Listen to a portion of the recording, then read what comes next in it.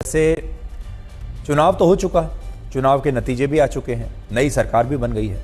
लेकिन विपक्ष को ऐसा लग रहा है जैसे अभी भी चुनाव होना बाकी है और वो चुनाव प्रचार अपना वैसे ही जारी रखे हुए है जैसा कि चुनाव से पहले चल रहा था। तो बड़ी बात जो आज देखने को मिल रही है और आपको आने वाले समय में भी देखने को मिलेगी वो ये कि जिस प्रकार से इस लोकसभा चुनाव के दौरान कांग्रेस पार्टी और विपक्ष के नेता अपना चुनाव प्रचार कर रहे थे, नतीजे आने के बाद भी उन्होंने अपना चुनाव प्रचार रोका नहीं है। उनका चुनाव प्रचार अब भी जारी है, यानी वोटिंग हो चुकी, काउंटिंग हो चुकी,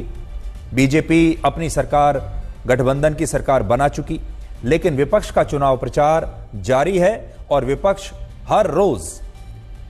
संसद सत्र के दौरान इसी बहाने से अपना चुनाव प्रचार ऐसे ही जारी रखेगा। इसका मतलब आप समझते हैं? इसका मतलब यह है कि विपक्ष ने यह तय कर लिया है कि वो 5 साल इस सरकार को या तो चलने ही नहीं देंगे, और अगर चलने भी देंगे तो बहुत मुश्किल से, और कदम कदम पर वो सरकार के लिए मुश्किलें पैदा करेंगे। ये इत्तेफाक ही है कि आज जब कांग्रेस संविधान की रक्षा करने के लिए प्रधानमंत्री मोदी का विरोध कर रही है, तब आज से 49 वर्ष पहले इसी दिन 24 जून 1975 को भारत की पूर्व प्रधानमंत्री और राहुल गांधी की दादी इंदिरा गांधी ने भारत में इमरजेंसी लगाने का फैसला लिया था और भारत के संविधान और लोकतंत्र की तब धज्जियां उड़ा दी थी। और इसीलिए मैंने शुरुआत में कहा कि आज संविधान का मुद्दा उठाने के लिए राहुल गांधी और कांग्रेस पार्टी ने गलत दिन का चुनाव कर लिया। कम से कम आज के दिन कांग्रेस को संविधान का मुद्दा नहीं उठाना चाहिए था, क्योंकि उस समय आज से 49 वर्ष पहले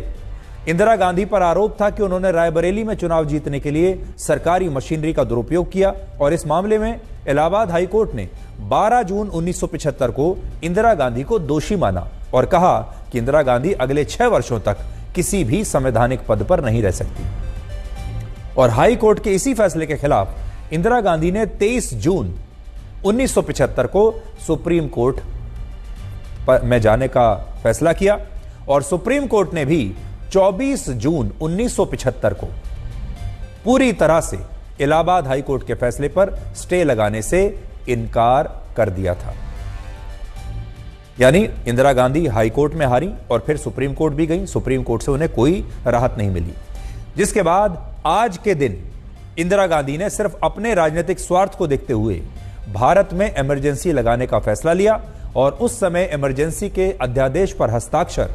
तत्कालीन राष्ट्रपति फखरुद्दीन अली अहमद ने किए थे, जिनका एक कार्टून उस समय भी बड़ा चर्चित था और आज भी इस कार्टून की बड़ी चर्चा होती है। मैं बड़ी स्क्रीन पर आपको दिखाता हूं, ये देखिए, ये कार्टून उस समय छपा था अखबारों में। इसमें दिखाया गया है कि फखरुद्दीन अली अहमद अपने बाथ टब में है